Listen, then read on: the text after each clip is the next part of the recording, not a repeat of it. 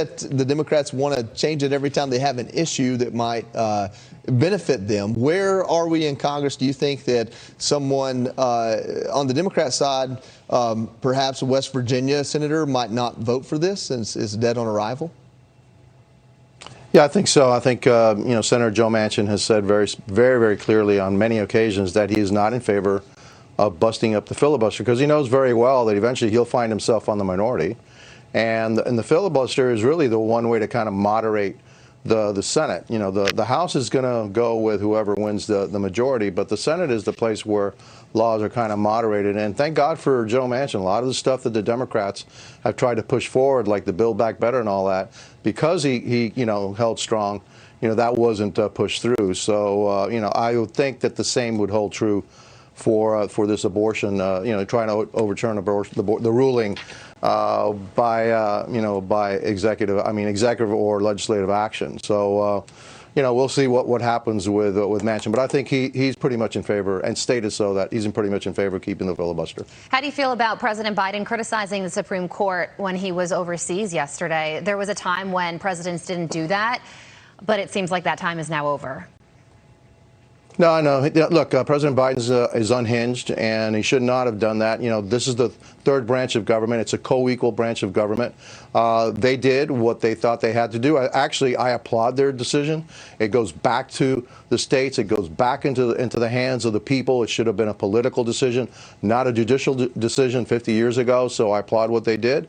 And obviously he doesn't. Look, they're trying to make a statement somehow that abortion is not going to happen in the United States.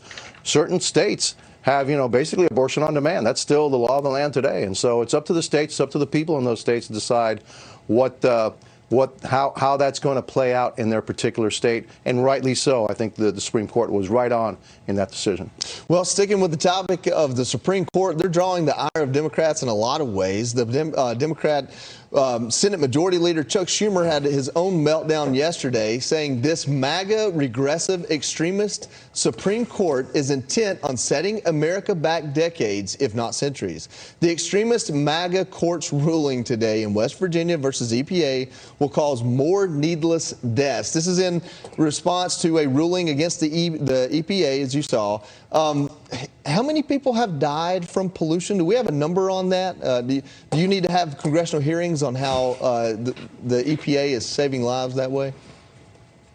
Oh, look, our air is much cleaner now than it was for a long time. But again, EPA, the administration, and this is not just the EPA, but really across the board, Congress has not done a good job in establishing exactly what it wants, and it gives way too much power and delegates way too much to the bureaucrats, the unelected bureaucrats. We need to take control back in Congress, and I think that's what this ruling kind of indicates, that hey, this is a congressional issue. The Congress did not give you that power, and you just can't assume that Congress gave you that power.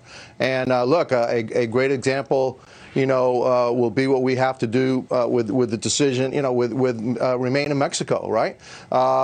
The Supreme Court said, yeah, the executive decision, they can overturn the executive decision. We give way too much power to the executive branch. We need to enumerate exactly what we want on immigration. And I'm going to introduce a bill that says immigration, when it comes to the southern border and they're coming through the Mexican border, they need to remain in Mexico.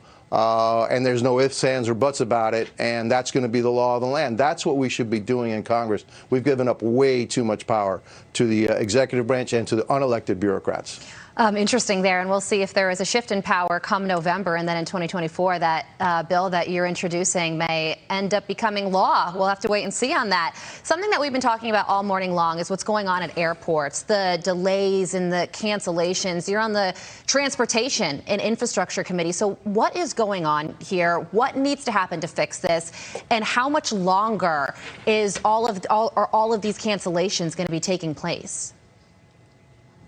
I think we're going to have cancellations for some time. As long as their airlines are having trouble filling their slots with pilots, which we know that they are, that's going to be an issue. And then pilots can only fly so many hours due to our regulations. We need to look at that and see if those hours are actually needed. Can we expand those hours a little bit? They used to be a little bit longer a couple of years ago. And so the other thing is air traffic controllers. Do we have sufficient number of air traffic controllers? Because I also hear that some of the issues are actually caused by FAA and not having sufficient number of air traffic controllers. And so all of it is coming to a head, and that's why we're seeing these cancellations. We just need more people to work in the industry, both as air traffic controllers, pilots, flight attendants, all of that. They're all in short supply, and then they can only staff so many planes.